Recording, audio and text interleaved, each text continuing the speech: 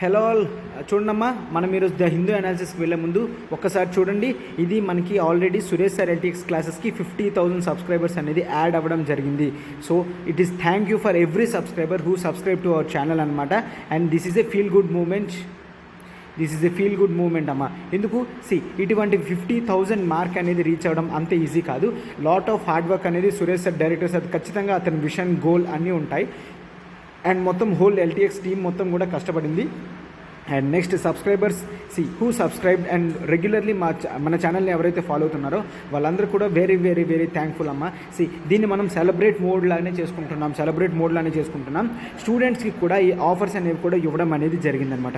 కొత్త వాళ్ళు ఎవరైతే జాయిన్ అవుతున్నారో వాళ్ళందరికీ కూడా ఆఫర్స్ అనేవి కూడా ఇవ్వడం అనేది జరిగింది అనమాట. ఓకేనా? Yes. So everyone, welcome to LTX classes. మనం ఈరోజు ద హిందూ అనాలిసిస్ డేట్ 18/4/2022 అనేది చూద్దాం.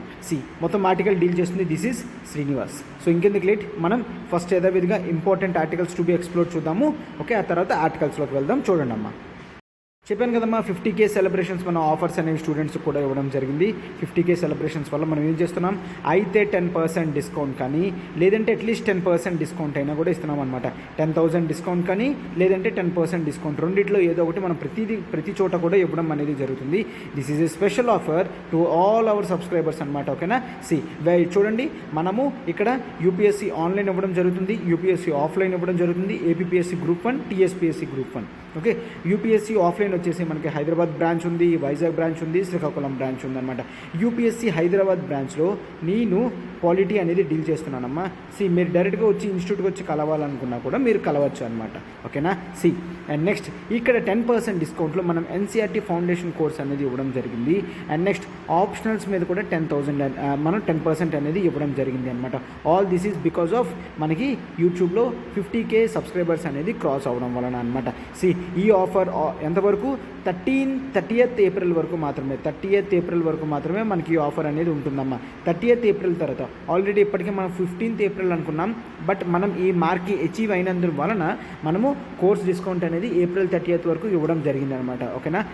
మనకి ప్రతి కోర్స్ కూడా లైఫ్ టైం వ్యాలిడిటీ వస్తుందమ్మా. లైఫ్ టైం వ్యాలిడిటీ వస్తుంది అండ్ అన్లిమిటెడ్ యాక్సెసిబిలిటీ అనేది మనకు ఉంటుందన్నమాట. మనకి యూపీఎస్సీ ఆఫ్లైన్ తీసుకున్నారనుకోండి, అప్పుడు 70,000 ఫీజ్ ఇప్పుడు 60,000కి రావడం జరిగింది.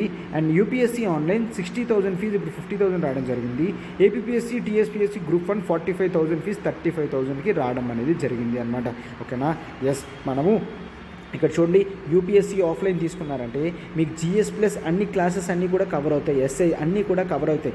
ఫస్ట్ డే నుంచే మీరు ప్రిలిమ్స్ క్వశ్చన్స్ ఫాలో అవుతారు, mains answer writing session follow అవుతారు, అన్నీ కూడా ఫాలో అవుతారు అనమాట. ఓకేనా? సో యూపీఎస్సీ ఆఫ్లైన్లో మీకు అన్నీ కూడా కవర్ అవుతాయమ్మా. ఓకేనా?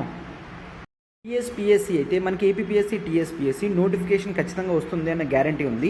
2 స్టేట్స్లో కూడా మినిస్ట్రీ ఆఫ్ ఫినాన్స్ వాళ్ళు యాక్సెప్ట్ చేయడం జరిగింది, అంటే నోటిఫికేషన్ అనేది ఖచ్చితంగా వస్తుంది. సో ఎర్లీగా ప్రిపరేషన్ అనేది స్టార్ట్ చేయండి అమ్మా. మనకి నోటిఫికేషన్ వచ్చిన తర్వాత 3 to 4 months మాత్రమే ఉంటుంది, అది కేవలం రివిజన్కి మాత్రమే సరిపోతుంది. సో క్లాసెస్ అయితే మాత్రం ముందు ఎర్లీగా తీసుకోండి. మనకి recorded classes, live plus recorded classes కేవలం 35,000 రూపీస్ మాత్రమేనమ్మా, with life time validity. And UPSC offline తీసుకున్న వాళ్ళకి డబల్ ధమాకా ఏంటి అంటే యూపీఎస్ ఆన్లైన్ కంటెంట్ అంతా ఫ్రీగా వస్తుంది. And APSC TSPSC group 1 classes కూడా కంప్లీట్గా కాంప్లిమెంట్ వస్తుంది. యూపీఎస్సీ ఆన్లైన్ అంటే ఇప్పుడు మీరు 60,000 ఆఫ్లైన్ ఫీజు కడితే 50,000 వర్త్ ప్రొడక్ట్ అనేది మీకు కంప్లీట్గా కాంప్లిమెంట్ కింద వస్తుంది అనమాట. సో టైం అనేది వేస్ట్ చేసుకోకండి, వెంటనే దీన్ని మీరు అమౌంట్ అనేది పే చేయండి అమ్మా. అండ్ ఎన్సీఆర్టీ ఫౌండేషన్స్, ఎన్సీఆర్టీ అనేది ఎంత ఇంపార్టెంటో తెలుసు, మన పార్ట్ ఆఫ్ ప్రిపరేషన్లో ఎన్సీఆర్టీ ఎంత ఇంపార్టెంటో తెలుసు. సో అందుకనే మనం ఎన్సీఆర్టీ క్లాసెస్ అన్నీ కూడా నీట్గా డిజైన్ చేయడం జరిగింది. అది 15,000 ఫీజు కాస్త 13,500 రూపీస్కే పెట్టడం జరిగింది అనమాట. అండ్ ఆప్షనల్స్ కూడా మనము 25,000 కాస్త 22,500 రూపీస్కే పెట్టడం అనేది జరిగింది. ఈ రెండింటి మీద 10% అనేది ఇవ్వడం జరిగింది అనమాట. ఓకేనా? ఎస్. ఈరోజు దీని గురించి డీటెయిల్గా చూస్తాం కదమ్మా. మనం ఇప్పుడు articles to be explored A articles మనం పిక్ చేసుకున్నామో ఒకసారి చూడండి అమ్మా. ద హిందూ నుంచి ఆర్టికల్స్ టు బి ఎక్స్ప్లోర్డ్ చూడండి అమ్మా. ఫస్ట్ ఆర్టికల్ ఏంటి, BRICS meet likely in June, India to attend China hosted event. China అనేది బ్రిక్స్ మీటింగ్ అనేది హోస్ట్ చేస్తుంది వర్చువల్గా, బయటికి కాదమ్మా, వర్చువల్ మీటింగ్ అనమాట జరుగుతుంది. లాస్ట్ మనం ఇండియా హోస్ట్ చేసింది బ్రిక్స్ మీటింగ్ అనేది, ఇప్పుడు చైనా అనేది హోస్ట్ చేస్తుంది అనమాట. సో దాంట్లో బ్రిక్స్ మీటింగ్ అనేది మనం జరుగుతుంది. మనం ఆర్టికల్లో present context BRICS and BRICS background అదంతా కూడా జాగ్రత్తగా చూద్దామన్నమాట. ఇది మనకి GS2 ఇంటర్నేషనల్ రిలేషన్స్ టాపిక్లో వస్తుంది అనమాట. GS2 ఇంటర్నేషనల్ రిలేషన్స్ టాపిక్లోకి వస్తుంది. And next A north pole for science and technology. ఓకేనా, ఎస్, ఇది వైస్ ప్రెసిడెంట్ వెంకయ్యనాయుడుజీ గారు రాశారు. ఇది మనకి GS3 సైన్స్ అండ్ టెక్నాలజీకి మీకు బాగా యూజ్ అవుతుంది. సైన్స్ అండ్ టెక్నాలజీకి మీకు బాగా యూజ్ అవుతుంది అనమాట. థర్డ్ ఏంటి, the fickle billions of our super rich. ఓకేనా, ఇది మనకి GS3 ఎకానమీలో మనకి కొన్ని మెయిన్స్ ఆన్సర్స్లో సజెషన్స్ ఇవ్వడానికి బాగుంటుంది. ఓకేనా, ఎకానమీ రిలేటెడ్ ఆర్టికల్ అనమాట. And next, China deploying UAVs అంటే అన్మాన్డ్ ఏరియల్ వెహికల్స్ అనేవి near LAC line of actual control దగ్గర. ఇది మనకి internal security topic GS3 internal security టాపిక్లో ఇంపార్టెంట్ అనమాట. Next, code for medical devices welcomed. ఓకేనా, మెడికల్ డివైజెస్కి కొన్ని కోడ్ అనేది పెట్టడం జరిగింది, అది వెల్కమ్ చేస్తున్నారు ఇండస్ట్రీ మొత్తం కూడాను.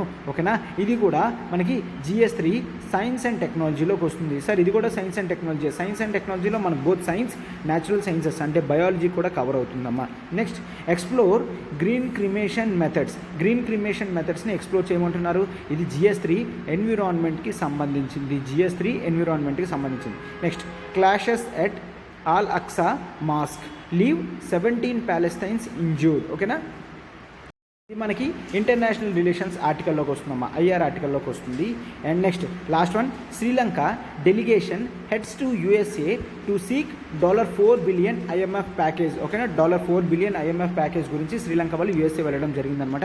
ఇది మనకి GS2 ఇంటర్నేషనల్ రిలేషన్స్లో ప్రస్తుతానికి ఇది ఇండియా పరంగా ఇంపార్టెంట్ కాదు, బట్ శ్రీలంక ఇష్యూ అనేది మనం జనరల్గా చూస్తున్నాం కాబట్టి ఆ ఆర్టికల్ కూడా పిక్ చేసుకోవడం అనేది జరిగిందనమాట. సో డైవర్సిఫైడ్గా GS2, 3 అనేవి మనం అన్ని కవర్ అయినట్టు జాగ్రత్తగా చూడడం అనేది జరిగింది. సో ఇప్పుడు 1 by 1 ఆర్టికల్ అనేది నీట్గా డిస్కస్ చేసుకొని వెళ్దాం. చూడండి అమ్మా, ఆర్టికల్ ఇదేనమ్మా. BRICS meet likely in June, India to attend China hosted event అనమాట. ఓకేనా, ఎస్, ఒకసారి మనం బ్యాక్గ్రౌండ్ ఆఫ్ మొత్తం బ్రిక్స్ మీటింగ్ ఆర్గనైజేషన్ బ్యాక్గ్రౌండ్ ఇదంతా కూడా నీట్గా ఒకసారి చెక్ చేద్దాం. చూడండి అమ్మా, జెనెసిస్ ఏంటి? జెనెసిస్ అంటే ఆరిజిన్ అనమాట. మనకి జనరల్గా 2001లో జిమ్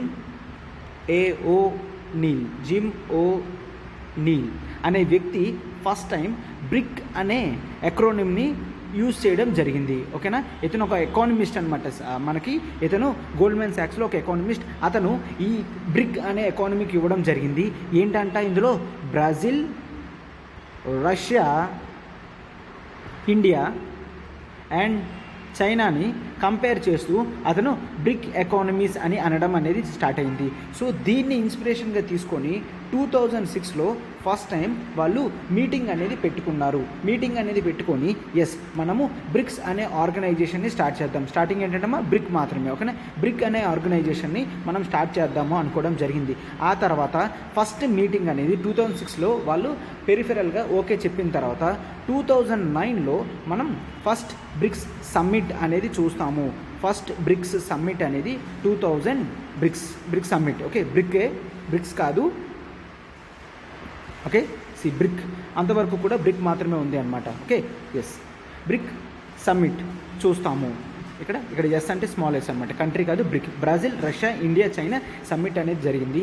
ఇది జరిగిన తర్వాత 2010లో మనకి సౌత్ ఆఫ్రికా అనేది జాయిన్ అయ్యి టోటల్ బ్రిక్స్ కింద ఫార్మేషన్ అవ్వడం అనేది జరిగింది. ఓకేనా, బ్రిక్స్ అనేది ఫార్మ్ అవ్వడం జరిగింది అనమాట. 2006లో ఫస్ట్ అనుకున్నారు, 2009లో ఫస్ట్ సమ్మిట్ జరిగింది, 2010లో సౌత్ ఆఫ్రికా జాయిన్ అయ్యి అది బ్రిక్స్ గ్రూపింగ్ మొత్తంగా కూడా జాయిన్ అయింది. 2001లో జిమ్ ఓనీల్ ఏమనుకున్నారంటే మేజర్ పర్సంటేజ్ ఆఫ్ పాపులేషన్ కానీ ఎకానమీ కానీ అంతా కూడా ఇక్కడ లిమిట్ అయి ఉంది, ఇది చాలా ఇంపార్టెంట్ ఆర్గనైజేషన్ అని అతను క్లియర్గా చెప్పడం జరిగింది అనమాట.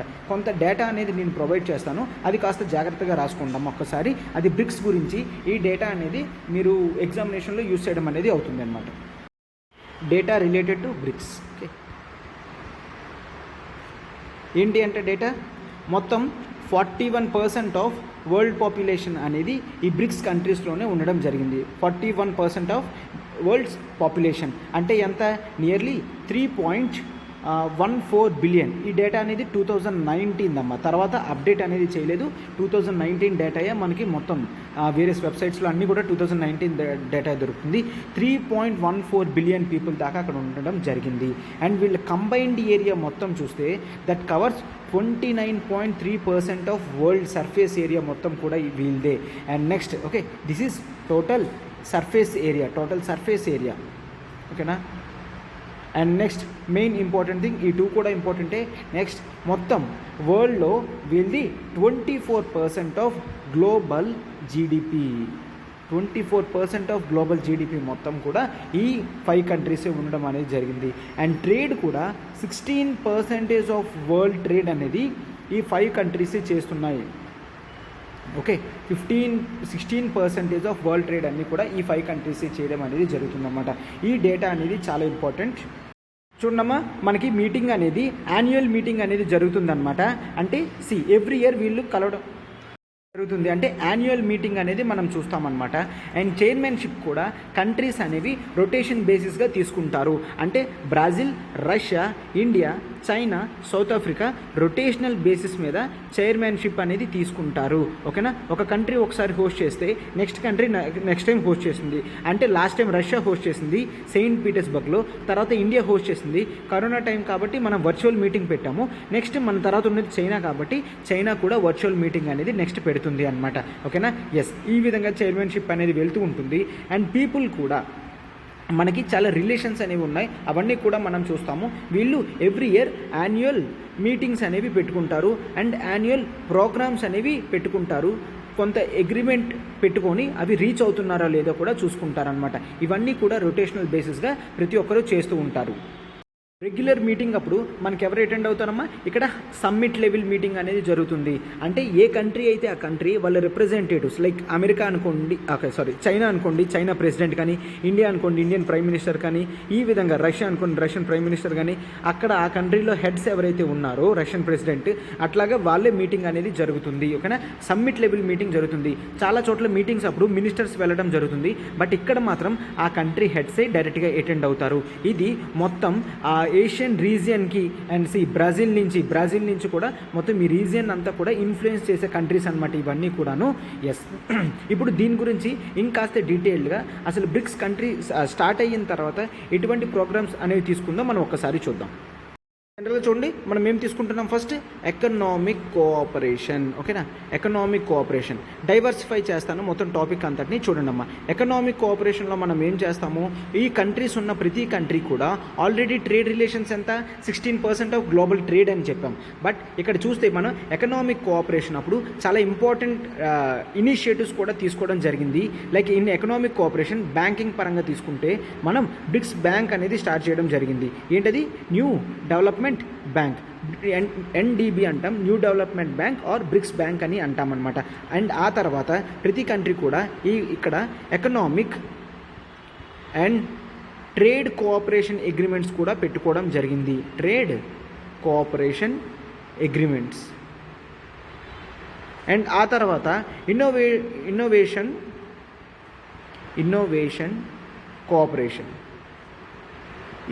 కోఆపరేషన్ కూడా పెట్టుకోవడం అనేది జరిగింది. అండ్ ఆ తర్వాత కస్టమ్స్ కోఆపరేషన్ కూడా పెట్టుకోవడం జరిగింది. Customs cooperation. అండ్ ఆ తర్వాత main this is most important one, contingent reserve agreement. Okay, contingent reserve agreement. Trade imbalances అవుతున్నప్పుడు ఈ కంటింజెంట్ రిజర్వ్ అగ్రిమెంట్లో ఉన్న అమౌంట్ని ఈ కంట్రీస్ అనేవాళ్ళు యూస్ చేసుకోవచ్చు. క్యాపిటల్ అనేది వీళ్ళే పెడతారు. ఆ అమౌంట్ అప్పుడు ఎప్పుడైతే ట్రేడ్ ఇంబ్యాలెన్సెస్ అనేవి జరుగుతాయో అప్పుడు వీళ్ళు ఆ అమౌంట్ని యూస్ చేసుకోవచ్చు అమ్మా. ఆల్రెడీ న్యూ డెవలప్మెంట్ బ్యాంక్ చూసాం, economic and trade cooperation, customs cooperation, innovation cooperation, contingent reserve agreement, ఇవన్నీ కూడా చూస్తాము. వీటన్నిటితో మనము డీపెనింగ్ ఆఫ్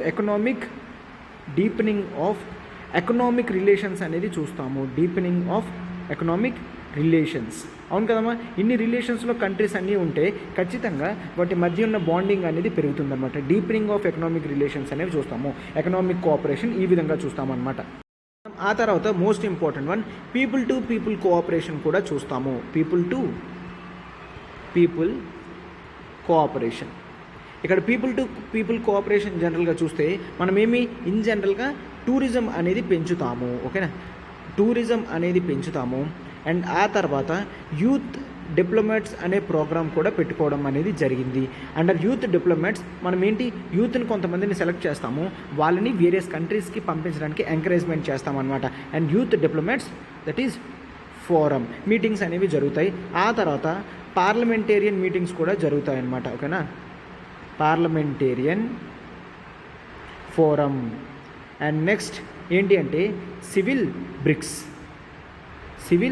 బ్రిక్స్ అంటే ఈ బ్రిక్స్ కంట్రీస్లో ఉన్న సివిల్ సొసైటీస్ ఆర్గనైజేషన్స్ కూడా ఫారమ్స్ కింద తయారవుతాయి. ఈ విధంగా మనం పీపుల్ టు పీపుల్ కోఆపరేషన్ని స్ట్రెంథనింగ్ అండ్ డీపెనింగ్ అనేది చేస్తాము. ఓకేనా, స్ట్రెంథనింగ్ అండ్ డీపెనింగ్. ఎప్పుడైతే పీపుల్ టు పీపుల్ కోఆపరేషన్ అనేది పెరుగుతుందో ఏ కంట్రీ కూడా మరో కంట్రీ మీద యుద్ధం చేయాలని ఆ విధంగా థాట్స్ అనేవి పెట్టుకున్నాం అనమాట. అండ్ నెక్స్ట్ చూడండి, next one political and security cooperation అనేది మనం చూస్తాం.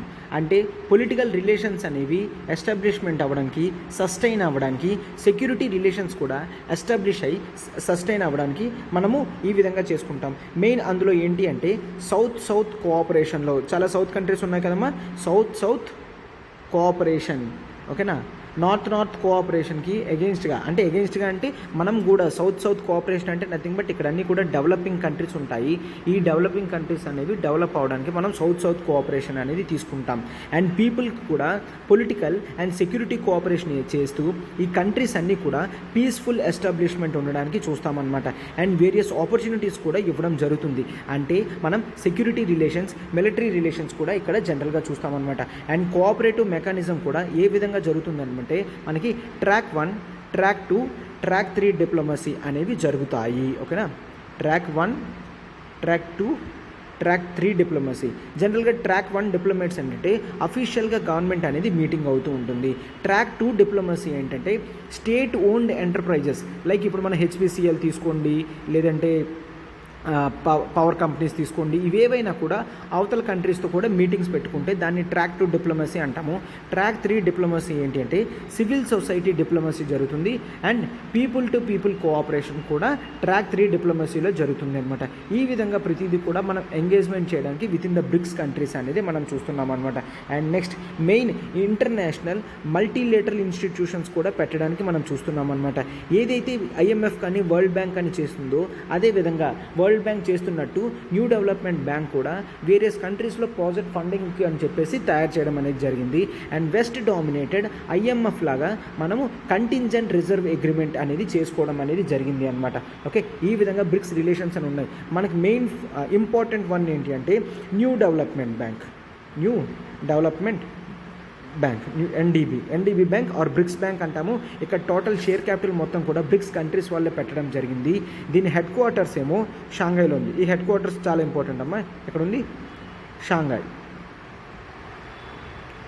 షాంఘైలో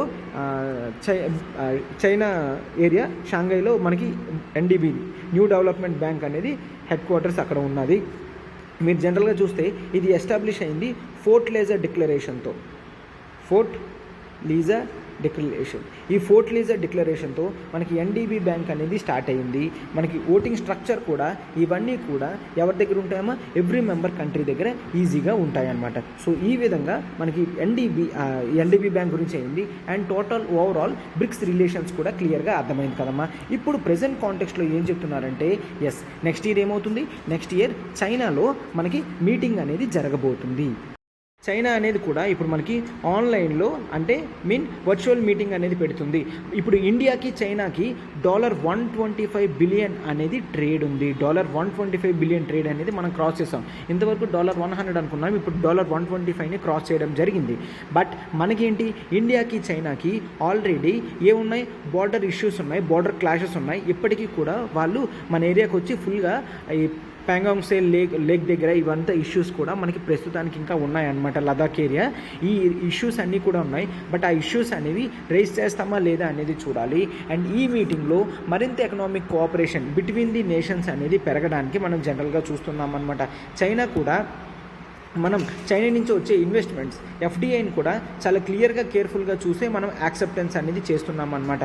ఓకే, అండ్ ఈ మీటింగ్ పెట్టుకున్న వెంటనే G7 గ్రూపింగ్స్ అందరూ కూడా నెక్స్ట్ ఈ జూన్లోనే మీటింగ్ పెట్టుకోవాలి అని ఆలోచించడం అనేది జరిగింది. సో ఇది అమ్మ టోటల్ ప్రస్తుతానికి మనం చూసింది.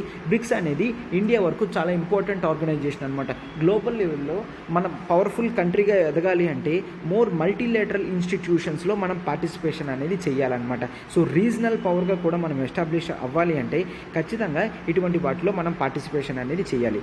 Yes, this is the article. మనం ఇప్పుడు మన నెక్స్ట్ పేజ్లో నెక్స్ట్ ఆర్టికల్ చూస్తాం, చూడండి అమ్మా. నెక్స్ట్ ఆర్టికల్ ఏంటి? A north pole for science and technology. ఓకేనా, సైన్స్ అండ్ టెక్నాలజీకి నార్త్ పోల్ లాంటివారు అనమాట. ఎవరు ఇక్కడ ఇతను నాయుడమ్మ గురించి మాట్లాడుతున్నారు. అతని కంట్రిబ్యూషన్ ఇండియాకి ఏ విధంగా జరిగింది, అతను ప్రతి వాక్ ఆఫ్ లైఫ్లో కూడా ఇండియా లైఫ్ని సోషల్ వాల్యూస్తో సైన్స్ అండ్ టెక్నాలజీని లింక్ చేస్తూ రాశారనమాట. ఇది the most important article. The most important article ఎందుకు అన్నానంటే మీరు GS3 ఏదైనా ఆన్సర్ రాసినప్పుడు బెటర్ కన్క్లూషన్ అనేది సైన్స్ అండ్ టెక్నాలజీ పార్ట్లో ఇతనిచ్చిన ఇప్పుడు మనకు కొన్ని పాయింట్స్ అనేవి నేను చెప్తాను, అవి నోట్ డౌన్ చేసుకుంటే అవి ఖచ్చితంగా యూజ్ చేయగలరు. అండ్ ఒకవేళ GS3లో మనకి relevance of science and technology are relevance of research and development అటువంటి క్వశ్చన్స్ ఏదైనా వచ్చింది అంటే ఖచ్చితంగా మనం ఈ ఆర్టికల్ నుంచి ఒక 3-4 పాయింట్స్ అనేవి బ్యూటిఫుల్గా మన ఆన్సర్లో పెట్టచ్చు. అంత రిలవెంట్ మోస్ట్ ఇంపార్టెంట్ ఆర్టికల్ అమ్మ, చాలా జాగ్రత్తగా వినండి. ప్రజెంట్ అతని కంట్రిబ్యూషన్స్ ఏంటో చూస్తాము, ప్లస్ ప్రజెంట్ ఇండియన్ సొసైటీకి సైన్స్ అండ్ టెక్నాలజీ ఏ విధంగా ఉండాలి అండ్ హౌ నేషనలిజం అనేది సైన్స్ అండ్ టెక్నాలజీ గ్రోత్ ఏ విధంగా ఎఫెక్ట్ అవుతుంది, యూజ్ అవుతుంది అండ్ ఇంటర్న్ ఎఫెక్ట్ అవుతుందో కూడా మనం అంతా కూడా నీట్గా చూస్తామన్నమాట. ఒక్కసారి చూడండమ్మా. ఎస్, సివిలైజేషన్స్ అనేవి మనకు ఉన్నాయి. సివిలైజేషన్స్ మనం చూస్తే ఎస్, ఇండస్ వ్యాలీ సివిలైజేషన్ ఉంది, గ్రీక్ సివిలైజేషన్ ఉంది, ఈజిప్షియన్ సివిలైజేషన్ ఉంది, చైనీస్ సివిలైజేషన్. ఈ సివిలైజేషన్స్ అన్నీ ఉండడం జరిగింది. ఈ సివిలైజేషన్స్ ఎప్పుడు రావడం జరిగింది? మనం ఎప్పుడైతే హ్యూమన్ బీయింగ్స్ వాళ్ళు నొమాడిక్గా అంటే ఒక దగ్గర ఉండకన్నా అటు ఇటు తిరుగుతూ ఉన్నారో అక్కడి నుంచి వాళ్ళు సెటిల్ అవ్వడం జరిగింది. కొన్ని రోజుల తర్వాత, కొన్ని సంవత్సరాల తర్వాత ఆ సెటిల్మెంట్ తర్వాత మనము సివిలైజేషన్ చూసాము. సివిలైజేషన్ ఊరికనే రాలేదు. సివిలైజేషన్లో మనం టెక్నాలజీ గ్రోత్ అనేది చూస్తామన్నమాట. ఓకేనా, టెక్నాలజీ గ్రోత్. బట్ ఆ టెక్నాలజీ గ్రోత్ ఏ విధంగా జరగాలి? హ్యూమన్ ఇంపార్టెన్స్, హ్యూమన్ సెంట్రిక్గా జరగాలి. టెక్నాలజికల్ గ్రోత్ కూడా ఎప్పుడూ కూడా హ్యూమన్ సెంట్రిక్గా జరగాలి.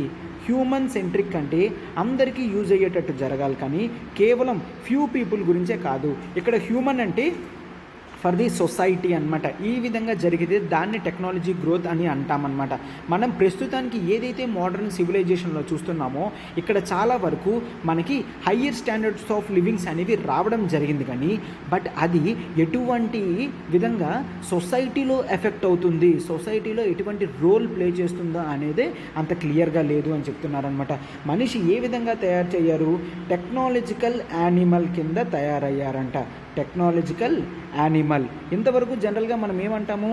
Human being is a social animal అని అనేవాళ్ళం. బట్ ఇప్పుడు సోషల్ యానిమల్ అన్న కాన్సెప్ట్ పోయింది. ఏ ఇండివిజువల్కి కూడా మిగిలిన ఇండివిజువల్స్తో సంబంధం లేదు. తన టెక్నాలజీ ఎంతవరకు ఉంది, తన గ్రోత్ ఎంతవరకు ఉంది, తన ఇన్కమ్స్ ఎంతవరకు ఉన్నాయి అవే చూసుకుంటున్నారని టెక్నాలజికల్ యానిమల్ అని పిలవడం అనేది జరిగిందనమాట. సో మీరు ఆన్సర్ రాసినప్పుడు ఒక ఎస్ఐ ఆన్సర్లో కానీ లేదంటే ఒక GS ఆన్సర్లో కానీ ఈ వర్డింగ్ అనేది మీరు యూజ్ చేయొచ్చు. Like technological animal instead of social animal, human being have become technological animal అని కూడా ఇతను చెప్తున్నారనమాట. సో అయితే మన పర్స్యూట్ ఆఫ్ సైన్స్, పర్స్యూట్ అంటే దేని గురించి చెయ్యాలి, ఎందుకు చెయ్యాలి అనే కోరిక ఉండడాన్ని పర్స్యూట్ అంటాం. సో మన పర్స్యూట్ ఆఫ్ సైన్స్ ఏ విధంగా ఉండాలి అంటే సైన్స్ని ఇంకా డెవలప్ చేయడానికి కాదు, అది సొసైటీలో సోషల్ వాల్యూస్ బిల్డ్ చేయడానికి, ఉన్న ప్రజలకి ఏ విధంగా యూజ్ అవుతుందో చూసే విధంగా చెప్పడమే మెయిన్ ఇప్పుడు ఇంపార్టెంట్ అని ఇతను క్లియర్గా చెప్పడం అనేది జరిగింది. ఈ నాయుడమ్మ గారిది మనకి 100 years సెలబ్రేషన్స్ అనేది మనం జనరల్గా చేస్తున్నాం. సో అతని కంట్రిబ్యూషన్ అనేది సైన్స్ అండ్ టెక్నాలజీలో ఏ విధంగా ఉన్నది అనేది మనం చూస్తాం. ఫస్ట్ ఇతను ఎక్కడ వర్క్ చేశారంటే ఇతను central leather research institute, central leather research ఇన్స్టిట్యూట్లో వర్క్ చేయడం జరిగింది.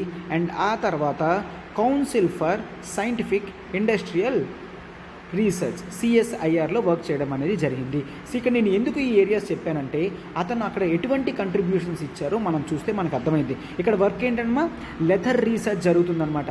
ఇక్కడ నాయుడమ్మ గారు ఇక్కడ వర్క్ చేసినప్పుడు టెక్నాలజీని ఏ విధంగా ఇంప్రూవ్ చేయడం జరిగింది అంటే ఒక్కసారి చూడండి, లెథర్ ఇండస్ట్రీ అనేది ఇండియాలో అప్పుడు ఎంత బాగుండేది. ఇండియా చాలా వరకు కూడా లెథర్ ఇండస్ట్రీ అనేది చేసేవారు. లెథర్ ఇండస్ట్రీ అంటే చాలా వరకు ట్యానింగ్ అనేది చేస్తారు. అండ్ యానిమల్ స్కిన్ హైడ్స్ కూడా చేస్తారు. హైడ్స్ కట్ చేసి స్కిన్ కూడా తీసుకొని వచ్చి చేయడం అన్నమాట. ఈ వర్క్స్ అన్నీ కూడా చాలా మీనియల్ వర్క్స్, అంటే అంటరాని వర్క్స్ లాగా ట్రీట్ చేసేవారు. మీనియల్ వర్క్స్ అంటే అంటరాని వర్క్స్, చాలా చిన్న వర్క్స్ కింద చేసేవారు. ఇక్కడ పీపుల్కి డిగ్నిటీ ఆఫ్ పీపుల్ అనేది ఉండేది కాదనమాట. వాళ్ళ వర్క్కి డిగ్నిటీ ఆఫ్ వర్క్ ఉండేది కాదు. వాళ్ళని కాస్త అన్టచబుల్స్లా చూసేవారు. బట్ ఆ పొజిషన్ పోవడానికి ఇతని టెక్నాలజీ ఏ విధంగా డెవలప్ చేశారు అంటే ఆ సైంటిఫిక్ టెక్నాలజీతో ట్యానింగ్ ఇండస్ట్రీ ఈ హైట్స్ కానీ ఈజీగా చేసేటట్టు టెక్నాలజీ అనేది గ్రో చేశారు. సో ఆ టెక్నాలజీ వల్ల మనకి లెదర్ ఇండస్ట్రీ రావడమే కాదు, ఇక్కడున్న వర్కర్స్కి కూడా ఎంప్లాయ్మెంట్ ఆపర్చునిటీస్ అనేవి ఎక్కువ అయ్యాయి. ఇండియాలో కూడా మనం సెల్ఫ్ సస్టైనెన్స్ అయ్యి ఎక్స్పోర్ట్స్ కూడా చేయడంలో హెల్ప్ అయింది. అంటే కేవలం ఒక్క టెక్నాలజీ, ఇక్కడ ఎజెండా ఎవరమ్మా, ఎజెండా అంతా ప్రాఫిట్స్ కాదు, పీపుల్ వెల్ఫేర్ గురించి. ఆ పీపుల్ వెల్ఫేర్ గురించి ఏదైతే ఇతను టెక్నాలజికల్ గ్రోత్ అనేది చేశారో దాని వలన మొత్తం ఓవరాల్ కమ్యూనిటీకి డిగ్నిటీ ఆఫ్ వర్క్ వచ్చింది. ఇప్పుడు జనరల్గా లెదర్ ఇండస్ట్రీస్లో చూస్తే ఎటువంటి కాస్ట్ పీపుల్ లేరు, ఎటువంటి కమ్యూనిటీ పీపుల్ లేరు, అందరూ కూడా కలిపి ఉంటున్నారు. ఓకేనా, ఇది సెంట్రల్ లెదర్ రీసెర్చ్ ఇన్స్టిట్యూట్లో అతని వర్క్ ఈ విధంగా యూజ్ అయింది అనమాట. అండ్ నెక్స్ట్ అతను CSIRలో కూడా వర్క్ చేయడం అనేది జరిగింది. ఈ CSIRలో వర్క్ చేసిన తర్వాత అతను చాలా వరకు అతని టెక్నాలజికల్ ఇన్నోవేషన్స్ అన్నీ కూడా పీపుల్కి యూజ్ అయినట్టే చేయడం అనేది జరిగింది అనమాట. అంటే అతను ఎప్పుడూ కూడా సైన్స్ అండ్ టెక్నాలజీని పీపుల్ ఏ విధంగా అడాప్ట్ చేసుకోవాలి, పీపుల్ బెనిఫిట్ గురించి సైన్స్ అండ్ టెక్నాలజీ ఉండాలి తప్ప సైన్స్ అండ్ టెక్నాలజీ బెనిఫిట్ గురించి పీపుల్ ఉండకూడదు. అయితే ఇప్పుడు పవర్ఫుల్ టూల్స్ ఏ విధంగా ఎవరు తయారు చేస్తుంటున్నారంటే సైన్స్ అనేది ఒక పవర్ఫుల్ మిషన్ అయిపోయిందనమాట. ఎవరైతే సైన్స్ని కంట్రోల్ చేస్తారో వాళ్ళు వరల్డ్ మొత్తం కంట్రోల్ చేసేటట్టు అయ్యింది. బట్ ఇతని కంట్రిబ్యూషన్స్ మాత్రం మనకి ఏ విధంగా గైడ్ చేస్తున్నాయి, ఇతని కంట్రిబ్యూషన్స్ మాత్రం మనకి guidance for the dignity of people, for the improvement of standard of living of the people, for the improvement of indigenous work. ఇండియాలో ఇండస్ట్రీస్ పెరగడానికి ఈ విధంగా చేయడం అనేది జరిగింది అన్నమాట. సైన్స్ అనేది ఎప్పుడూ కూడా ఎఫెక్టివ్ టెక్నాలజికల్ టూల్స్ అనేది చేయాలి. సైన్స్ ఎప్పుడు కూడా సొసైటీని ఇంప్రూవ్మెంట్ చేయడానికి చూడాలి. సైన్స్ ఎప్పుడు కూడా సొసైటీకి పీపుల్కి లింక్ అయ్యేటట్టు గ్రోత్స్ అనేవి ఉండాలి అని క్లియర్గా చెప్పడం అనేది జరిగింది అనమాట. అండ్ నెక్స్ట్ తర్వాత చూడండమ్మా, మనకి జనరల్గా టెక్నాలజీ అనేది మన వాల్యూస్తో గైడ్ అయి ఉండాలి. మన వాల్యూ ఎప్పుడైతే ప్రాఫిట్ మేకింగ్ అయ్యింది అనుకోండి, అప్పుడు మన ప్రోడక్ట్ ఎప్పుడూ కూడా కన్జ్యూమర్ బేసిస్ మీద ఉంటుంది. కన్జ్యూమరిజం అని అంటాము. అంటే హయ్యెస్ట్ ఇంపార్టెంట్ కన్జ్యూమర్ ఏది వాడతాడో అది. అదే ఒకవేళ మన వాల్యూ అనేది పీపుల్ సెంట్రిక్ అయ్యింది అనుకోండి, అది సొసైటీ ఎట్ లార్జ్ అనేది యూజ్ అవుతుంది. కన్జ్యూమర్ అంటే who is affordable to pay, ఎవరైతే పే చేసి ప్రొడక్ట్ అనేది ఎస్టాబ్లిష్ చేసుకోగలరో, యూజ్ చేసుకోగలరో వాళ్ళని కన్జ్యూమర్స్ అంటాము. మనం ఈ విధంగా చేస్తే కన్జ్యూమరిజం ప్రాఫిట్ మేకింగ్ అని అంటాము. ఒకవేళ మన గైడెన్స్, మనం వాల్యూస్ అనేది పీపుల్ సెంట్రిక్గా ఉంటే మనం ఎప్పుడూ కూడా సొసైటీకి హార్మనీ పెంచడానికే మన టెక్నాలజీ అనేది యూజ్ అవుతుంది. మనం బాంబులు, గన్స్ తయారు చేయం. టెక్నాలజీ పీపుల్ ఎవరైతే డిగ్నిటీ ఆఫ్ లేబర్ కోల్పోతుందో, ఎవరికైతే మాస్ లెవెల్లో ప్రొడక్షన్ అనేది ఇండియాలోనే కావాలో వాళ్ళని ఇంప్రూవ్ చేయడానికి మనం ఈ విధమైన సైన్స్ అండ్ టెక్నాలజీ గ్రోత్ అనేది చేయాలన్నమాట.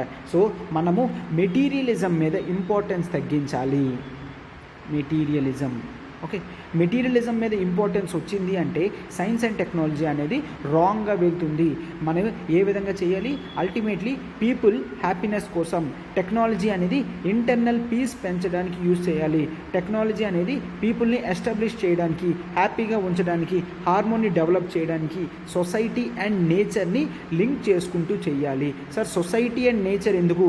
సొసైటీకి హెల్ప్ చేయాలని మనం ఆపోజిట్గా నేచర్కి చేస్తే అది లాంగ్ టర్మ్లో టైంలో మనకి ఎఫెక్ట్ అనేది బెనిఫిట్ ఉండదు, రాంగ్గా ఉంటుంది. సో అందుకనే వీటన్నిటినీ కూడా ఇంటిగ్రేట్ చేసుకుంటూ తీసుకొని వెళ్ళాలి అని చెప్తున్నారనమాట.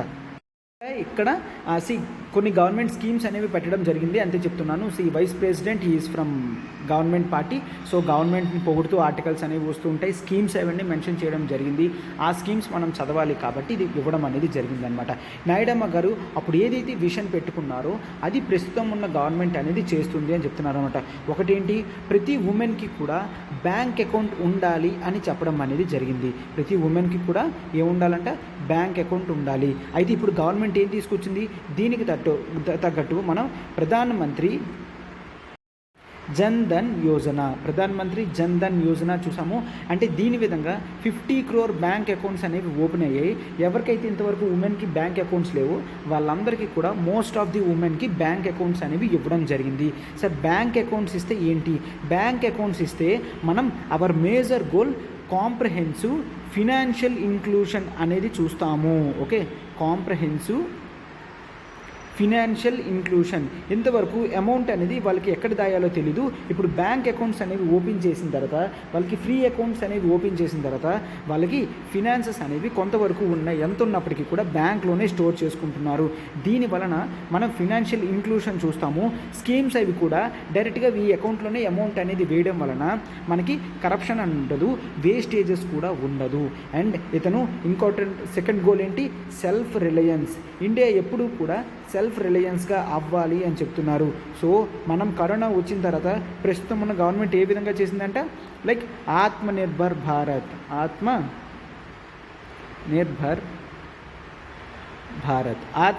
భారత్ ప్రోగ్రామ్ అనేది మనం తీసుకొని వచ్చి సెల్ఫ్ రిలయన్స్గా అవ్వాలని మనం ఏమాత్రం వెస్టర్న్ ప్రాబ్లమ్స్ని వెస్టర్న్ రెమెడీస్తోనే కాకుండా వెస్ట్ అయిన ప్రాబ్లం, సౌత్ ఇండియన్ ప్రాబ్లమ్స్ అయినా, ఇండియన్ ప్రాబ్లమ్స్ అయినా అవన్నీ కూడా లోకల్ మేడ్ సొల్యూషన్స్తోనే మనము ఆన్సర్ అనేది తెచ్చుకోవాలి. సో ఈ విధంగా ప్రైమ్ మినిస్టర్ అనేవాళ్ళు ఏం చేస్తున్నారు, ఇప్పుడు సెల్ఫ్ రిలయన్స్ కింద ఆత్మనిర్భర్ భారత్ ప్రోగ్రామ్ అనేది పెట్టడం జరిగింది అని చెప్తున్నారు అనమాట. అండ్ అతను ఇంకేం చెప్పారు, పీపుల్ అందరూ కూడా కలిసి ఉండాలి, డిగ్నిటీతో లివ్ చేయాలి అని చెప్తే దానికి అనుగుణంగా మనం ఏం తీసుకొచ్చాము, ఇప్పుడు सबका साथ सबका विकास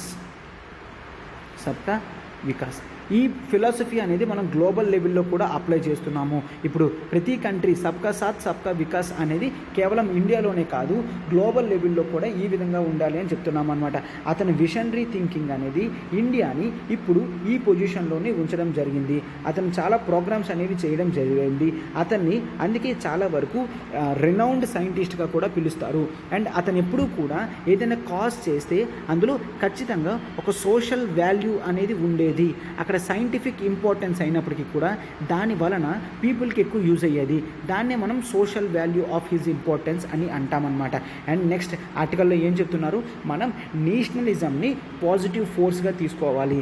అంటే ఏంటి, ఇక్కడ పీపుల్ అందరూ కూడా ఇండియాలో ఎవరైతే ఉంటున్నారో సైన్స్ అండ్ టెక్నాలజీ గ్రోత్ ఏ విధంగా అయితే ఉంటుందో అవన్నీ కూడా పీపుల్ యొక్క సొసైటీ యొక్క ఫుల్ పొటెన్షియల్ లెవెల్స్కి తీసుకొని వెళ్ళాలి. అండ్ అది కూడా నెగిటివ్ టర్మ్స్లో కాదు, పాజిటివ్ టర్మ్స్లో. సైంటిఫిక్ టెక్నాలజీ అండ్ అడ్వాన్సెస్ అనేది అయితే మన రిసోర్సెస్ అనేవి ఫాస్ట్గా రిప్లీట్ అవ్వకన్నా సస్టైనబుల్ మోడల్లో ఉంచాలి, హార్మోనియస్ డెవలప్మెంట్ అనేది ఉంచాలి అని చెప్తున్నారనమాట. సో మనం ఎప్పుడైతే ఈ విధంగా సైన్స్ అండ్ టెక్నాలజీ గ్రో అవుతుంది కదా అని మనం ఊరుకొని ఎన్విరాన్మెంట్కి ఆపోజిట్గా వెళ్తే మనం సస్టైనబుల్ మెషర్స్ అనేవి తీసుకోలేము. సో ఈ విధంగా ఉండకూడదని చెప్పేసి అతని ఆర్టికల్లో క్లియర్గా చెప్తున్నారనమాట. సో చూసారు కదమ్మా, ఆర్టికల్ కేవలం సైన్స్ అండ్ టెక్నాలజీ గ్రోత్ గురించే కాదు, social values, importance of self Reliance, ఇవన్నీ కూడా అతను లైఫ్లో పెట్టడం అనేది జరిగిందనమాట. సో ఇన్స్పిరేషన్గా తీసుకొని మనం మన ఆన్సర్స్లో ఇతని కంట్రిబ్యూషన్స్ ఎక్కడైనా వచ్చిందంటే ఖచ్చితంగా మెన్షన్ చేసి తీరాలమ్మా. సో ఈ పాయింట్స్ అన్నీ కూడా నేను ఏవైతే బోర్డు మీద రాశానో అవన్నీ కూడా మీరు నోట్ డౌన్ చేసుకుంటే అవి మీకు యూజ్ అవుతాయి. అండ్ రిలవెన్స్ అన్నాను కదమ్మా, relevance of science and technology ప్రస్తుతానికి ఏ విధంగా ఉంది, సోషల్ మీడియా ఫార్మ్స్ కానీ ఏ విధంగా ఉంది, అసలు దేని గురించి మనం గ్రోత్ అనేది తీసుకుంటున్నాము, ఏ విధంగా మన గ్రోత్ ట్రాజెక్టరీ అనేది వెళ్తుంది అనేది మనం అసెస్ చేయాలి అన్నమాట. సో ఎస్, ఇది ఆర్టికల్ అమ్మ. ఇప్పుడు మనం మన నెక్స్ట్ ఆర్టికల్లోకి వెళ్తున్నాం, చూడండి. ఈ ఆర్టికల్ చూడమ్మా, the fickle billions of our super rich అనమాట. ఈ ఆర్టికల్ అనేది మనం ఎంతవరకు ఇంపార్టెంటో నేను అంతవరకే చెప్తాను. సో మీకు మెయిన్స్లోని ఎగ్జామ్స్లోని ఏ విధంగా యూజ్ అవుతుంది, ఒక ఎస్ఐ ఆన్సర్ ఓపెన్ చేయడంలోని దాని గురించి మాత్రమే మనం ఇప్పుడు డిస్కస్ అనేది చేస్తామన్నమాట. జనరల్గా ఏంటి, ఇప్పుడు ఈ ఇయర్ కోవిడ్ టైమ్స్ వచ్చింది. కోవిడ్ టైమ్స్లో కూడా చాలామంది రిచ్ పీపుల్ అనేవాళ్ళు ఏమయ్యారు, సూపర్ రిచ్ అవ్వడం అనేది జరిగిందనమాట. సిచ్యువేషన్ ఏంటి, ఎక్కడికి వెళ్ళాల్సింది ఎక్కడికి వెళ్ళాము. రిచ్ అయిన వాళ్ళు సూపర్ రిచ్ అయ్యారు, పూర్ అయిన వాళ్ళు ఇంకా చాలా స్టిల్ వెరీ పోర్ అవ్వడం అనేది జరిగింది. పోర్ వాళ్ళు వెరీ పోర్ అయ్యారు, రిచ్ వాళ్ళు సూపర్ రిచ్ అయ్యారనమాట. అంటే ఇక్కడ ఏం జరుగుతుంది, ఉన్న వాళ్ళు ఎదిగే ఛాన్సెస్ అనేవి క్రైసిస్ సిచ్యువేషన్స్లో కూడా ఉండడం అనేది జరిగింది. బట్ అటువంటి క్రైసిస్ సిచ్యువేషన్స్లో సర్వైవ్ అవ్వడానికి పూర్ వాళ్ళకి చాలా ఇబ్బంది అవుతుందన్నమాట. అంటే ఇప్పుడు రీసెంట్ ఎగ్జాంపుల్ కూడా ఏంటి అంటే గౌతమ్ అదానీ. గౌతమ్ అదానీ ఇండియాలో రిచెస్ట్ పర్సన్ మనం అంబానీ అంటాము. బట్ ఇప్పుడు గౌతమ్ అదానీ అంబానీని మించిపోయి $100 బిలియన్ ప్లస్లో ఉండడం అనేది జరిగింది. ఇప్పుడు రిచ్ పీపుల్ ఎలా ఆలోచిస్తున్నారు అంటే, ఇంతవరకు కూడా జెఫ్ బీజోస్ ఉండేది, ఎలాన్ మస్క్ అనేది వరల్డ్ లెవెల్లో నెంబర్ 1 అవ్వడం అనేది జరిగింది అనమాట. వాళ్ళు పడుకొని లేచేసరికి నెంబరింగ్ ర్యాంకింగ్స్ అనేవి పెరగడం జరిగిపోయాయి. ప్రపంచంలో మనకి 2668 బిలియనర్స్ అనే వాళ్ళు ఉండడం అనేది జరిగింది. $2668 బిలియనర్స్ ఉండడం అనేది జరిగింది. అంటే వెల్త్ గ్యాప్ అనేది పెరుగుతుంది. ఏంటమ్మా ఇక్కడ చాలా ఇంపార్టెంట్ మంది, wealth gap between rich and super rich. ఈ వెల్త్ గ్యాప్ అనేది చాలా టైమ్స్ పొటెన్షియల్గా పెరుగుతుందన్నమాట. అది ఎడిషన్స్ అవ్వట్లేదు, మల్టిప్లికేషన్స్ రేంజ్లో పెరుగుతూ వస్తుంది అని చెప్పడం అనేది జరిగింది అనమాట. బట్ సొసైటీ ఏ విధంగా జరగాలి, ఏ విధంగా జరుగుతుంది, కరోనా టైంలో మనము చూసాము. ఏంటి పాండమిక్ సిచ్యువేషన్, ప్రపంచం మొత్తానికి కూడా అమౌంట్ కావాలి. మనం ఏం చూసాము, సెంట్రల్ బ్యాంక్స్ అంతా కూడా $9.5 ట్రిలియన్ మేరకు అమౌంట్ అనేది రిలీజ్ చేయడం జరిగింది ఈ పాండమిక్ సిచ్యువేషన్లో. ఎందుకు, రిచ్ వాళ్ళు ఉన్నప్పటికీ కూడా పూర్ పీపుల్ ఎక్కువ మంది ఉన్నారు, వాళ్ళకి ఆ అమౌంట్స్ అనేవి రీచ్ అవ్వాలి.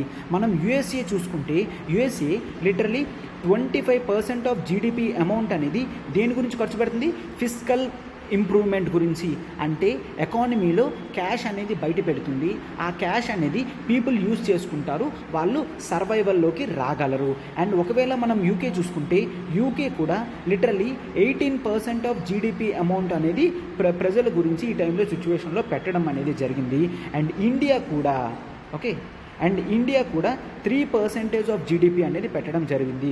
గ్లోబల్ యావరేజ్ 10%గా ఉండడం జరిగితే ఇండియా 3% ఆఫ్ జీడిపి అమౌంట్ అనేది పెట్టడం అనేది జరిగింది అనమాట. చూడండి, ఇండియా ఈ కోవిడ్ సిచ్యువేషన్స్లో పూర్ పీపుల్కి చాలా వరకు ఫ్రీగా ప్రొడక్ట్స్ అనేవి ఇవ్వడం జరిగింది. ఆ టైమ్స్లో మనం ఏంటి, నేషనల్ ఫుడ్ సెక్యూరిటీ యాక్ట్ నుంచి గ్రెయిన్స్ అనేవి ఫ్రీగా ఇవ్వడం అనేది జరుగుతుంది. సో ఇక్కడ మెయిన్ ఆర్టికల్ ఏంటి అంటే దేని గురించి చెప్తున్నారు, ఈ అమౌంట్స్ అనేవి చాలా కేర్ఫుల్గా మార్కెట్లోకి వెళ్ళేటట్టు మనం పెట్టుకుంటే చాలా మంచిది అని చెప్తున్నారనమాట. ఈ ఆర్టికల్ మనం ఇంతవరకు నేర్చుకుంటే సరిపోతుంది. ఈ ఆర్టికల్ గురించి అంత కాన్సన్ట్రేషన్ చేయాల్సిన అవసరం లేదు.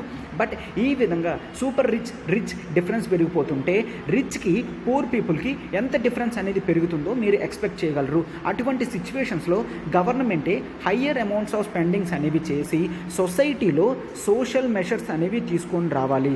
సొసైటీలో social measures and welfare measures aimed for the poor పీపుల్గా ఉండాలి. పూర్ పీపుల్ ఎయిమ్ చేసుకుని అమౌంట్స్ అనేవి పెట్టాలి. అమౌంట్ స్పెండింగ్స్ అన్నీ కూడా చాలా రిచ్గా జరగాలి, పూర్ పీపుల్కి రీచ్ అయినట్టు అనేది మనం చూస్తామన్నమాట. నెక్స్ట్ ఆర్టికల్ ఏంటమ్మా, China deploying unmanned aerial vehicles near line of actual control అనమాట. ఇప్పుడు దీని గురించి చూద్దాం ఒక్కసారి. మనకి అన్మ్యాన్డ్ ఏరియల్ వెహికల్స్ అనేవి ఉంటాయి. అంటే ఇక్కడ మనిషి అనేవాడు ఆపరేట్ చేయడు, దీన్నే మనం డ్రోన్స్ అని కూడా అంటాము. మనిషి అనేవాడు ఆపరేట్ చేయడు, సిస్టమ్ అనేది ఆపరేట్ చేస్తుంది, అది కూడా రిమోట్ ఏరియా నుంచి. దాన్నే మనం డ్రోన్స్ అంటాం ఆర్ అన్మ్యాన్డ్ ఏరియల్ వెహికల్స్ అంటాము. సో దీంతో అడ్వాంటేజెస్ ఏంటి అంటే, డ్రోన్స్తోని మనిషి లేకున్నా, మనిషి ఉంటే ఎటువంటి పనులైతే చేయగలడో అవన్నీ కూడా డ్రోన్స్ అనేవి చేయగలవి అనమాట. అంటే ఒక ఫ్లైట్ తీసుకున్నాం అనుకోండి, ఫ్లైట్ ఎంత పెద్దది ఉంటుంది, అది ప్రతి ఏరియాలోని దొరదు. అదే డ్రోన్ ఉన్నది అనుకోండి, అది చిన్నది కూడా ఉంటుంది, అది మనుషులు వెళ్ళలేని ప్లేసుల్లో కూడా వెళ్ళి అక్కడ రీసెర్చ్ కూడా చేయగలది. ఫోటో కాపీస్ కూడా తీయగలదు అనమాట. సో బట్ ఇక్కడ ఏం జరుగుతుంది అంటే ఈ ఆర్టికల్లో మనము చూస్తే చైనా వాళ్ళు ఏంటి లైన్ ఆఫ్ యాక్చువల్ కంట్రోల్ అనమాట. అంటే ఏంటి, existing border area between border territory between India చైనాకి ఏముంది, actually line of actual control అనేది ఉండదన్నమాట. ఇక్కడ వాళ్ళు డ్రోన్స్ అనేవి పెంచడం జరిగింది. ఈ డ్రోన్స్ అనేవి పెంచి వాళ్ళు ఏం పెంచుతున్నారు, ISTAR. ఇది చాలా ఇంపార్టెంట్ అమ్మా, దీని ఎబ్రివేషన్ అనేది రాసుకుంటాం అన్నమాట. ఏంటి, ఇంటెలిజెన్స్ సర్వైలెన్స్.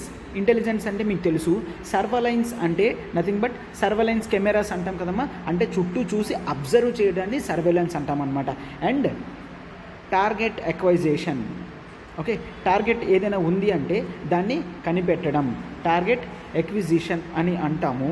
అండ్ ఆ తర్వాత రికగ్నైసెన్స్. ఓకే, రికగ్నైసెన్స్. ఈ రికగ్నైసెన్స్ అంటే ఏంటి అంటే మనం అంటే ఒక వస్తువు ఉంది, ఆ వస్తువు కనిపెట్టలేకపోయాము అనుకోండి, దాన్ని కనిపెట్టాలి. పోయిన వస్తువుని కనిపెట్టడాన్ని రికగ్నైసెన్స్ అంటారు. అంటే ఇక్కడ మిలిటరీ వాళ్ళు కానీ మిలిటరీ ఎక్విప్మెంట్ కానీ ఎక్కడైనా మిస్ అయిందంటే దాన్ని కనిపెట్టాలి. ఈ విధంగా ఈ ISTAR ప్రాజెక్ట్ని అక్కడ ఇంప్లిమెంట్ చేస్తున్నారు. దేనికి, లాజిస్టిక్ సపోర్ట్ కూడా అక్కడ పెరగడానికి. లాజిస్టిక్ సపోర్ట్ ఇదంతా కూడా ఎందుకు చేస్తున్నారంటే మనము ఏం చూసాము, 2020లో మనకి ఇండియా వాళ్ళకి చైనా వాళ్ళకి బోర్డర్ లదాఖ్ ఏరియా దగ్గర ప్యాంగాంగ్ సో లోక్ దగ్గర 2020లో మనకి క్లాషెస్ అనేవి రావడం జరిగింది. ఆ క్లాషెస్ అయిపోయిన వెంటనే మనము ఇటువంటివి అనేవి చూస్తున్నాము. వాళ్ళు యూనిఫైడ్ కమాండింగ్ స్ట్రక్చర్స్ అనేవి తీసుకుంటున్నారనమాట. అంటే అక్కడ మిలిటరీ అనేది చాలా క్లియర్గా మనం చూడడం అనేది జరుగుతుంది అనమాట. ఇంపార్టెంట్ లొకేషన్స్ అన్నీ కూడా కవర్ చేస్తున్నారు. బెటర్ ప్యాట్రోలింగ్ అనేది ఫిక్స్ చేస్తున్నారు. వాళ్ళు ఎక్కువ అడ్వాన్స్డ్ అన్మ్యాన్డ్ ఏరియల్ వెహికల్స్ అనేవి చేస్తున్నారు. అండ్ బార్డర్ దగ్గర కూడా ఇన్ఫ్రాస్ట్రక్చర్ కానీ వ్యాక్సిన్స్ కానీ లాస్ట్ మైల్ కనెక్టివిటీ ఇవ్వడానికి కూడా చేస్తున్నారనమాట.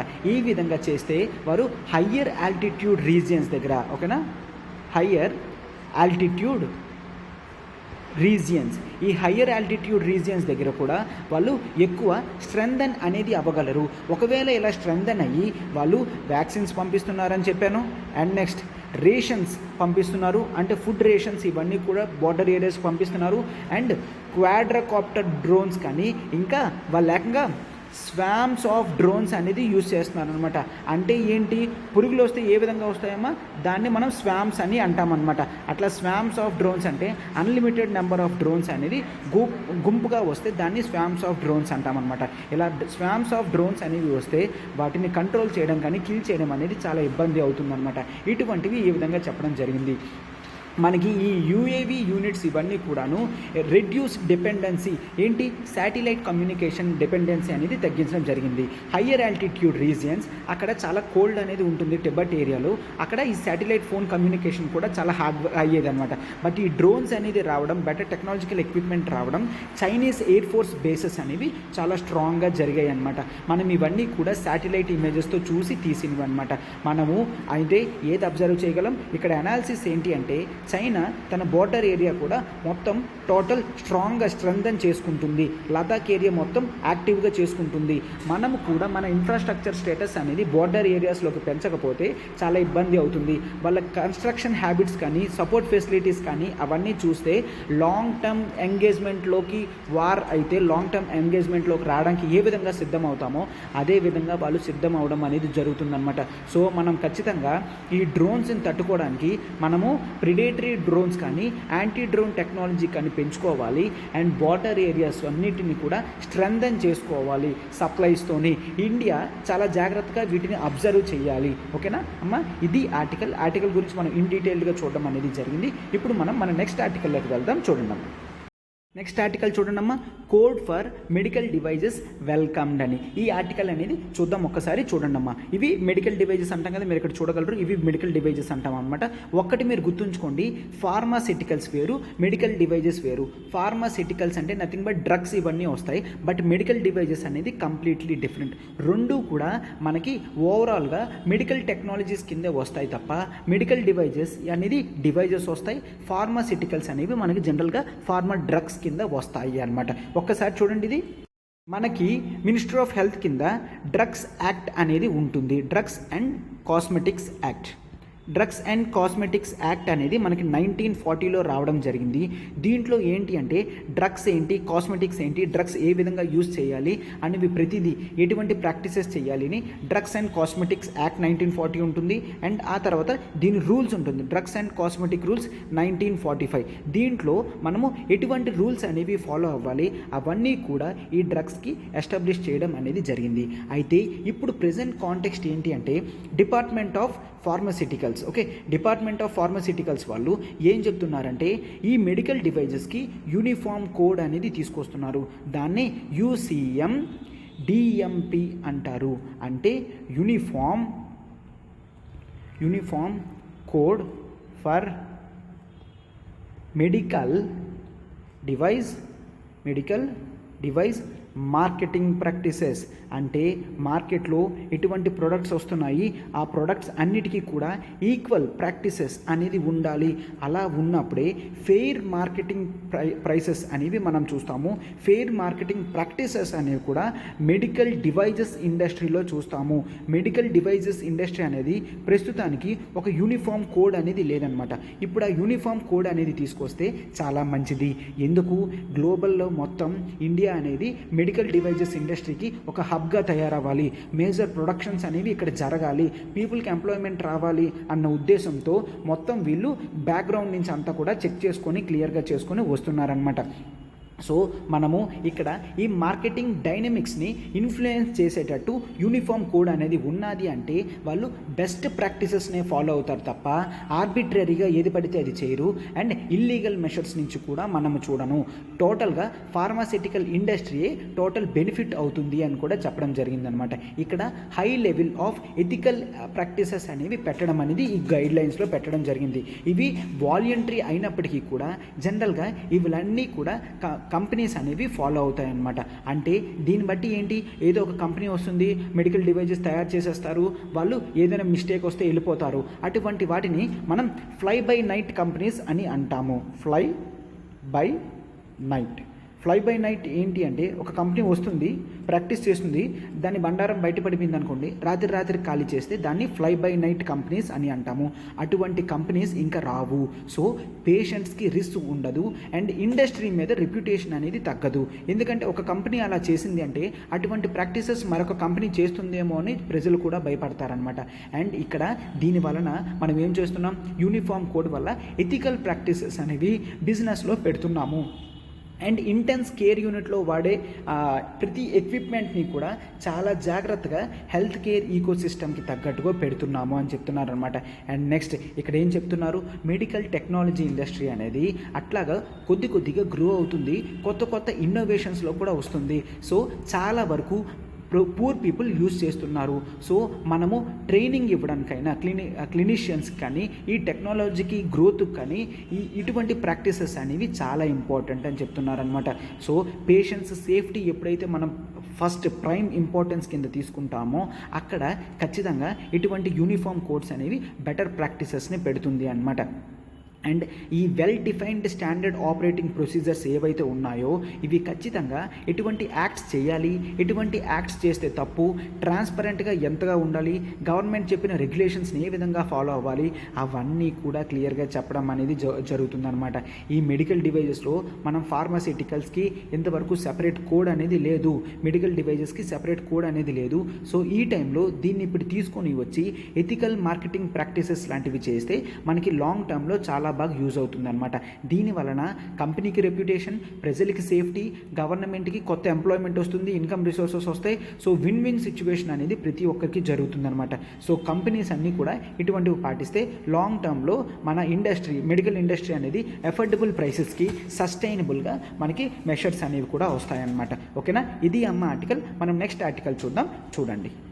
నెక్స్ట్ ఆర్టికల్ చూడండి, exploring green cremation methods. So ఈ ఆర్టికల్ నేను ఎందుకు తీసుకొచ్చానంటే గవర్నమెంట్ కానీ ఇన్స్టిట్యూషన్స్ కానీ ఏ విధంగా గ్రీనరీ అనేది పెంచుతుంది అంటే ప్రతి మెథడ్లో కూడా గ్రీన్ యాక్టివిటీ అంటే పొల్యూషన్ లెస్గా ఉండడానికి ట్రై చేస్తుంది అనమాట.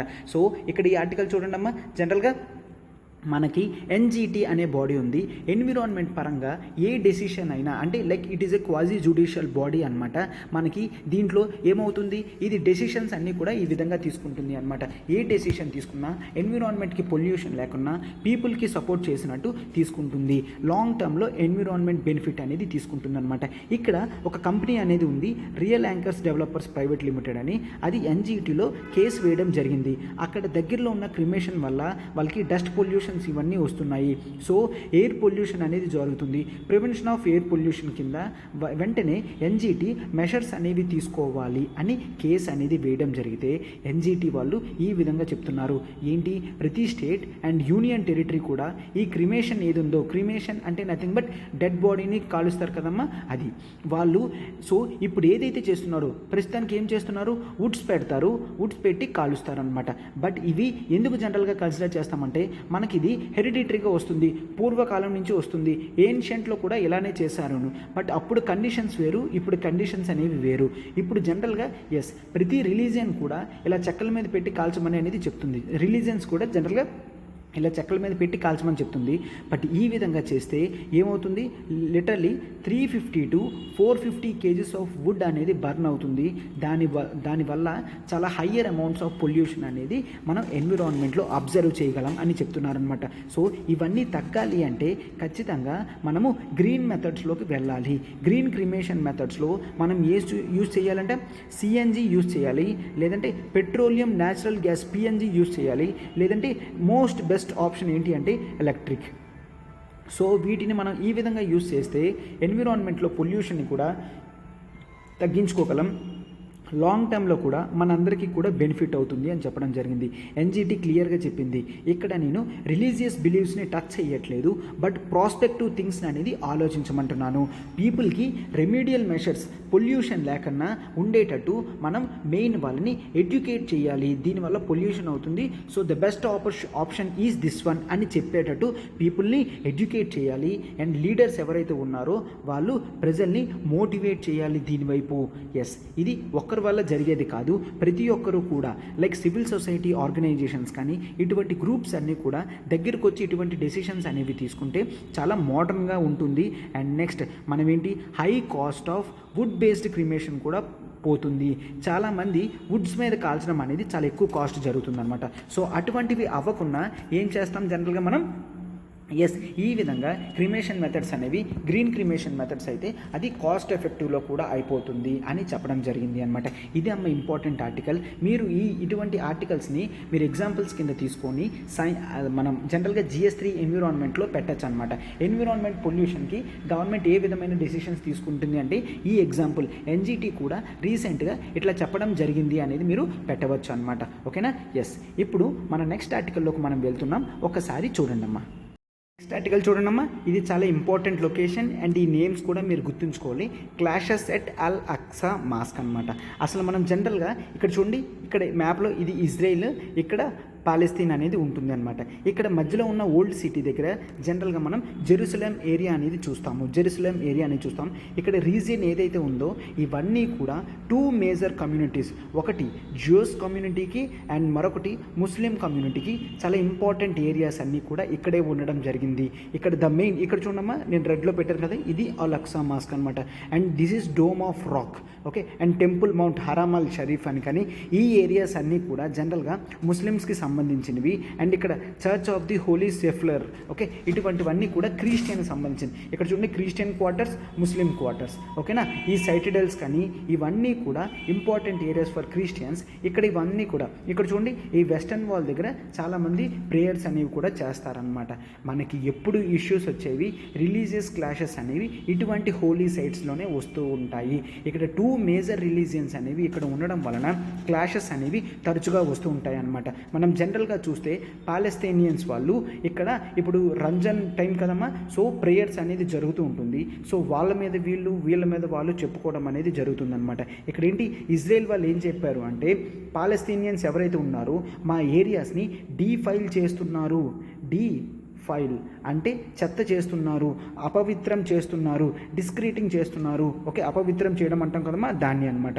బట్ పాలెస్తీన్ వాళ్ళు ఏమంటారంటే ఇజ్రాయిల్ వాళ్ళే ఇటువంటి మంచి ప్లేస్ని బ్రేక్ చేస్తున్నారు, డివైడ్ చేస్తున్నారు, డేంజరస్ సిచ్యువేషన్లోకి తీసుకువెళ్తున్నారు అని చెప్తున్నారు అనమాట. దీని వలన ఇక్కడ కొట్టుకోవడం, తన్నులాడుకోవడం అనేది జరిగింది. క్లాషెస్ అనేవి జరిగాయి. 17 పీపుల్ పాలస్తీనియన్స్ వరకు చనిపోవడం అనేది జరిగింది అనమాట. సో దీనివల్ల క్లాషెస్ అనేవి రావడం అనేది జరిగింది. పీపుల్ వెంటనే చాలామంది స్టోన్ పెల్టింగ్ కూడా చేశారు. స్టోన్ పెల్టింగ్ అంటే ఒకరి మీద ఒకరు రాళ్ళు వేసుకోవడం అనమాట. ఇటువంటివి కూడా జరగడం జరిగింది. ఈ మెయిన్ ఇంపార్టెంట్ బేస్ అంతా కూడా మీకు ఈ మ్యాప్ అనమాట. ఈ మ్యాప్ చూస్తే మొత్తం మీకు ఆర్టికల్ అంతా అర్థమవుతుంది కదా అవుతుందా, ఎందుకు తగులవుతున్నాయి. మేజర్ కమ్యూనిటీస్ అనేది ఇక్కడ ఉన్నది. ముస్లిమ్స్ కానీ, క్రిస్టియన్స్, జ్యూస్ కానీ వీళ్ళు ఇక్కడ ఉండడం జరిగింది. ఈ ఏరియా అంతా కూడా చాలా హోలీ ప్లేస్ అనమాట. ఓకేనా. ఈ 2 రిలీజియన్స్ కూడా ఇంపార్టెంట్ బేసెస్ అనేది జెరూసలేం ఓల్డ్ సిటీ దగ్గర ఉన్నది. సో అల్ అక్సా మాస్క్ ఎక్కడ అని మీకు ప్రిలిమ్స్ బేస్డ్ క్వశ్చన్ ఏదైనా వస్తే that is in Palestine, Israel అనమాట. అక్కడ ఆ రీజియన్స్లో ఉన్నది. That is in Jerusalem. Okay. ఈ ఇష్యూస్ వల్ల ఎప్పుడు కూడా మన జ్యూస్కి, పాలస్తీన్స్కి అంటే ఇజ్రాయెల్కి, పాలస్తీన్స్కి ఇష్యూస్ అనేవి వస్తాయన్నమాట. ఓకేనా. This is Jerusalem old city map అనమాట. ఎస్, ఈ ఆర్టికల్ని ఈ మాత్రం చూస్తే మనకి సరిపోతుందమ్మా. మనం ఇప్పుడు మన నెక్స్ట్ ఆర్టికల్ని చూద్దాం. ఒక్కసారి జాగ్రత్తగా చూడండి అమ్మా. లాస్ట్ ఆర్టికల్ చూడండి అమ్మా. శ్రీలంక ప్రస్తుతం చూసినంత ఎకనామిక్ క్రైసిస్ తనకి ఇండిపెండెన్స్ వచ్చిన తర్వాత అంటే 1948 నుంచి ఎప్పుడూ ఎంత దారుణంగా చూడడం అనేది జరగలేదన్నమాట. ఏంటి, రీసెంట్గా ఒక డెలిగేషన్ మీటింగ్ అనేది పెట్టుకొని వాళ్ళు $4 బిలియన్ దాకా IMF నుంచి ఒక బెయిల్అవుట్ అనేది తెచ్చుకుందాం అనుకుంటున్నారు. ఏంటంట, ఇప్పుడు శ్రీలంక ఇయర్లో $7 బిలియన్ వరకు తను ఏదైతే తీసుకుందో బాండ్స్ రూపంలోని, అప్పుల రూపంలోని ఏదైతే తీసుకుందో అంత పేమెంట్ అనేది జరగాలి ఇప్పుడు. ఓకేనా. And this is the first time అని చెప్పడం జరిగింది. శ్రీలంక గవర్నమెంట్ వీళ్ళు అమెరికాకి వెళ్ళడం జరిగింది. ఏంటి, అక్కడ IMF ఉంది కదమ్మా, అక్కడ IMFతో మాట్లాడి $4 బిలియన్ దాకా తనకి అమౌంట్ అనేది కావాలి. సో ఆ అమౌంట్ అనేది మీరు ఇప్పుడు ఇవ్వండి అని రిక్వెస్ట్ చేయడానికి వెళ్ళింది అనమాట. ముందుగా వెళ్ళొద్దు అనుకున్నారు. వరల్డ్ బ్యాంక్ దగ్గరికి వెళ్తే వరల్డ్ బ్యాంక్ దగ్గర నుంచి ఎటువంటి రెస్పాన్స్ అనేది లేదు అనమాట. సో ఇక్కడ ఏం చెప్తున్నారు, మేము ఏమైతే రీపేమెంట్ చేయాలో ఫారెన్ డెట్స్ అవన్నీ కూడా సస్పెండ్ చేస్తున్నాము. బాండ్స్ కానీ, గవర్నమెంట్ టు గవర్నమెంట్ బారోయింగ్స్ కానీ, పెండింగ్స్ కానీ, లోన్ రీస్ట్రక్చరింగ్ ప్రోగ్రామ్స్ కానీ ఇవన్నీ కూడా మాట్లాడడానికి IMF దగ్గరికి వెళ్ళడం అనేది జరిగింది అనమాట. ఇక్కడ మనం మెయిన్ గుర్తుంచుకోవాల్సింది ఏంటి అంటే, శ్రీలంక తన ఇండిపెండెన్స్ వచ్చిన తర్వాత ఇంత వర్స్ట్ ఎకనామిక్ క్రైసిస్ సిచ్యువేషన్లోకి వెళ్ళడం అనేది జరగలేదు. లిటరల్లీ ఆ కంట్రీలో 2 crore ప్లస్ పీపుల్ అనేవాళ్ళు లాస్ట్ 12 అవర్స్ నుంచి పవర్ కట్స్ చూస్తున్నారు. ఎక్స్ట్రీమ్ ఫ్యూయల్ స్కేర్సిటీ అనేది చూస్తున్నారు అనమాట. ఫ్యూయల్ దొరకట్లేదు, ఫుడ్ దొరకట్లేదు, మినిమం బేసిక్ మెడిసిన్స్ కూడా దొరకట్లేదు అనమాట. ఇవన్నీ చూసి అక్కడ శ్రీలంకలో ఉన్న stock exchange commission of Sri Lanka కూడా అక్కడ క్లోజ్ చేయడం జరిగింది 1 month. ఎందుకు, ఇన్వెస్టర్స్ కూడా ఇన్వెస్ట్ చేయడానికి భయపడిపోతున్నారు. సో వాళ్ళ దగ్గర ఉన్న కంపెనీ ప్రాజెక్ట్స్ ఇవన్నీ కూడా డౌన్కి వచ్చేస్తున్నాయి అనమాట. ఈ టైంలో ఇట్లా చేయడం అనేది వాళ్ళు ఖచ్చితంగా ఏదైనా గ్లోబల్ ఆర్గనైజేషన్ ఇప్పుడు ఇటువంటివి చేస్తే కానీ వాళ్ళకి మరొక ఆప్షన్ అనేది ఉండదన్నమాట. ప్రజలు చూశారు కదమ్మా ఏ విధంగా ఇది బయటన ప్రొటెస్ట్ అనేవి చేస్తున్నారు, దాని గురించి టోటల్ ఇవ్వడం జరిగింది అనమాట. ఎస్ అమ్మ, ఈ ఆర్టికల్ని ఇంతకన్నా డిస్కస్ చేయాల్సిన అవసరం లేదు అనమాట. సరిపోతుంది. సో మనం మెయిన్స్లో ఇటువంటివి వస్తే ఇలా జరుగుతుంది, ఇండియాకి సంబంధించింది కాదు కాబట్టి మాత్రం మనకి సరిపోతుందమ్మా. ఎస్, చూడండి, ప్రతి క్లాస్ వెనుక కూడా మా హార్డ్ వర్క్ అనేది ఉంటుంది. మీరు దాన్ని అప్రిషియేట్ చేస్తారని నేను అనుకుంటున్నాను. ఎస్, అండ్ మీరు ఫెలో ఆస్పిరెంట్స్కి షేర్ చేయండి, లైక్ బటన్ని హిట్ చేయండి అమ్మా. And do comment also class అనేది ఎలా ఉందో ఏంటో అనేది. ఓకేనా. Yes, thank you.